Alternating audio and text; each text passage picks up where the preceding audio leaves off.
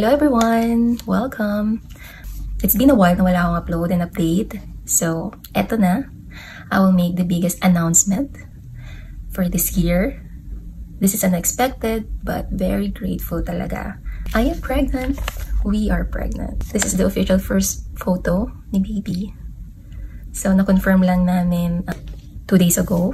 Kasi parang hindi ka kasi pwedeng i-check or makita ng...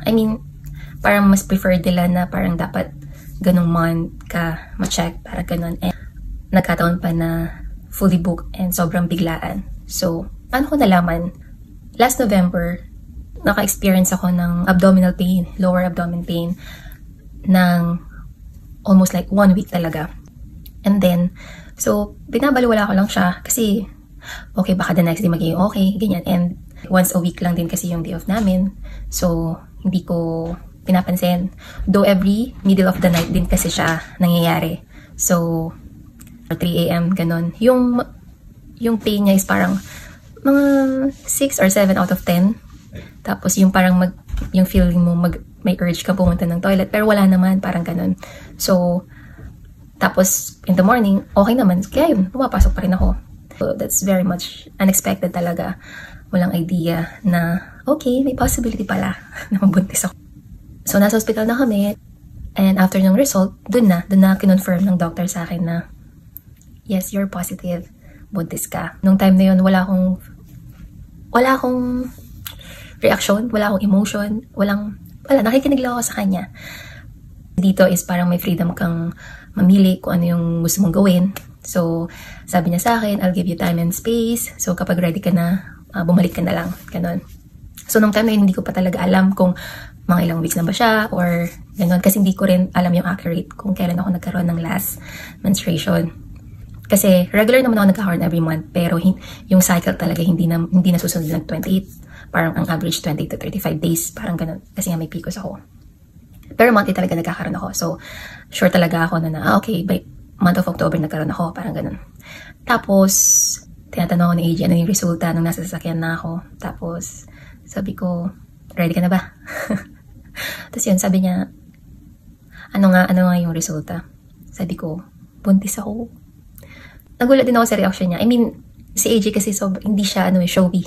Kaya nagulat ako sa reaction niya na, in fairness, nakita ko na sobrang happy niya, tapos hinalik-halikan niya ako, ganyan.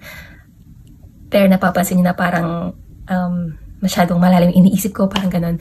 Sabi ko, kasi syempre, hindi pa tayo settled, ganyan-ganyan. Tapos sabi niya, okay lang yan, magkakaroon din yan, lahat ng mga iniisip mo, meron tayo niyan.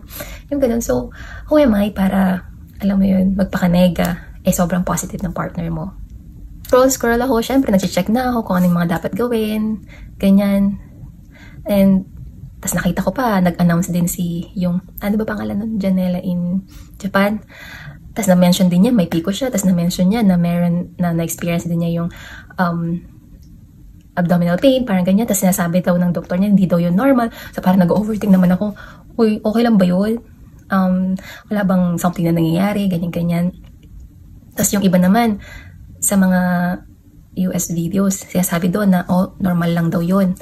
Kaya napaisip ako, from that day kasi, the night of that day, wala na ako naramdamang sakit. So parang feeling ko, ini-inform lang ako na, hello, meron ka ng baby sa loob, parang ganon, na nandito po ako, kasi nga wala akong idea, ganyan. So feeling ko yun lang yun. Pero after nun, wala na akong ibang naramdaman.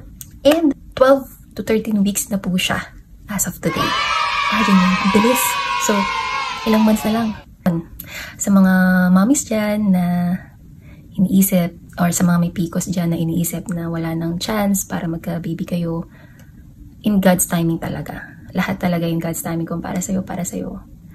Natatanda ko pa sinabi ko dati kay AJ na, kasi syempre, di ba, very family-oriented din sila. Yung parang, kailangan ng babae, magkakaroon ng baby, mabibigyan ka ng anak, parang ganon. Kasi meron akong naging ka-work noon, since nag-work ko sa Indian restaurant. Dinivorce siya ng asawa niya dahil hindi siya nagkaanak. Na-miscarriage siya. Parang ganun. Parang sabi ko, di mo makasalanan yun. Tsaka miscarriage naman. Diba? Parang ganun. And mahihirapan nata siya magkaroon ng anak or hindi nata siya magkakaroon ng anak. Parang ganun.